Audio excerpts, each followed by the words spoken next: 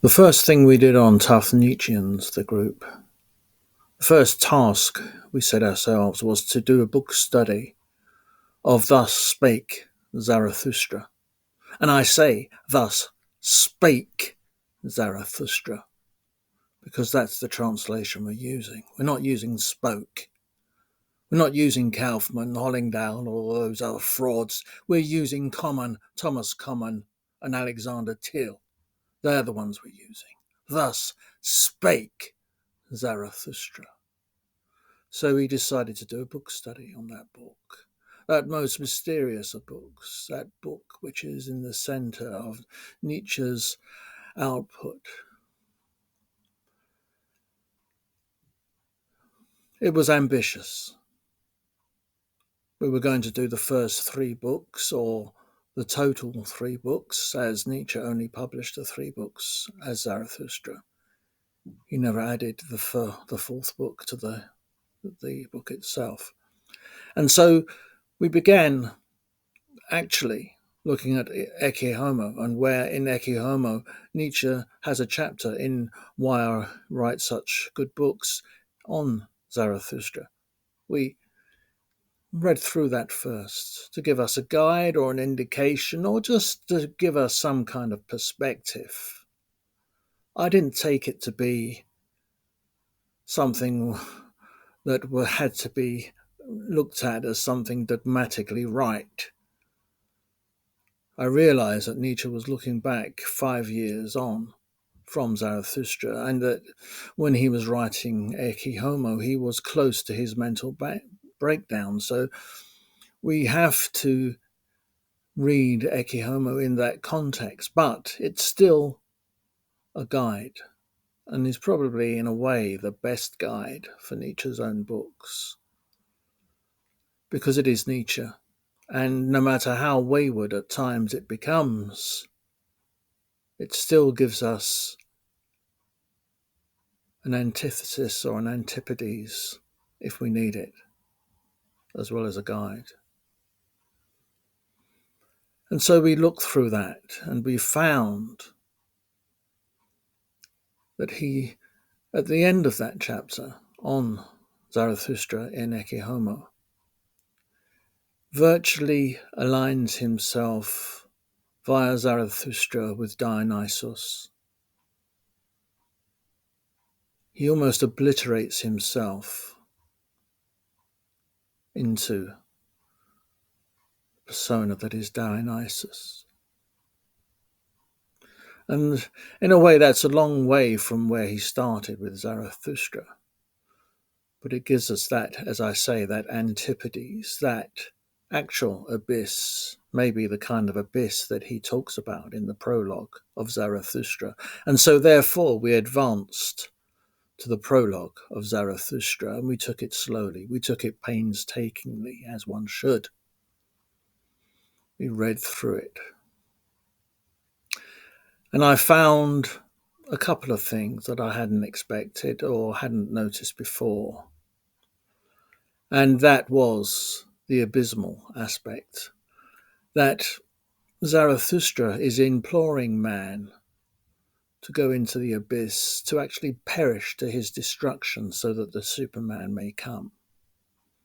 He's not telling man nice things, not telling man to overcome themselves and become nice existentialist anti-heroes. No, he's telling men to actually destroy themselves in the most spectacular way they can,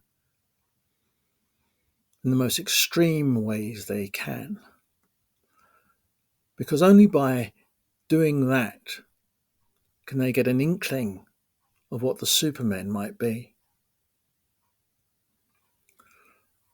And then, more generally, I started to nuance the Superman.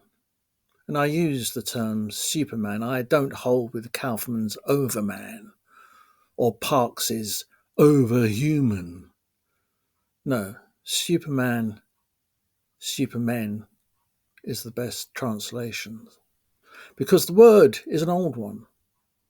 It goes back to Luther's followers, who were called Supermen or Übermensch in German.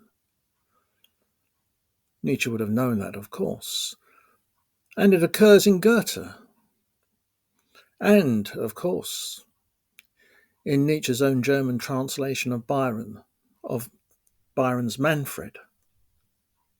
He was an Übermensch. He was a Superman. So Nietzsche first has the idea of the exceptional man, the highly gifted man, the individual who is of a higher attainment than the average herd, the exceptional man, the great man. That is the Superman at first. And then, of course, there is the supernatural aspects of the demigod or the hero, the Siegfried, or indeed the Dionysus. The terms superhuman or Superman or Supermen, superhero, supergod, surpassing, superior, superlative, that's there already, long in the culture, and it's, yes, part of the aristocratic armory of Nietzsche's thought. But with Zarathustra, it seems that Nietzsche alights upon a different meaning for the Superman. This is for a being who will surpass humanity, mankind. It is as if he is following the evolutionary thought that he was fully aware of and cognizant of, but not in a Darwinian aspect of survival of the fittest or the struggle for existence or that kind of thing. He is rather basing it on his idea of the will to power. In other words, through the exercise of strong will, one can surpass oneself. And as I say, he asks that men perish through their exercise of extreme strong will. And in that, perhaps a new species of supermen will be created where, rather than one or two rare men like Napoleon or Julius Caesar, as in the past, as in amongst mankind, rather than such rare individuals, there will become a species or race of supermen. Their average will be that of a Napoleon or a Caesar or a Michelangelo. That will be their average mean. Genius will be their average. And then, in terms of eternal recurring, we can then create exceptional beings on the shoulders of those beings. That seems to me to be the new idea that he has of the Supermen in Zarathustra, a kind of new species. He is playing with the idea of evolution. He is looking at a form of natural selection based on superior will and genius. It's a concept, a deep philosophical concept. And it's very different to the idea of the half inhuman, half Superman of a Napoleon or a Cesare Borgia. It's a very different idea to that, although it's related, and it's very different to the supernatural beings like Siegfried or Odin, who necessarily do still influence this concept. But he takes it to a new stage, a next stage, and that is the Supermen.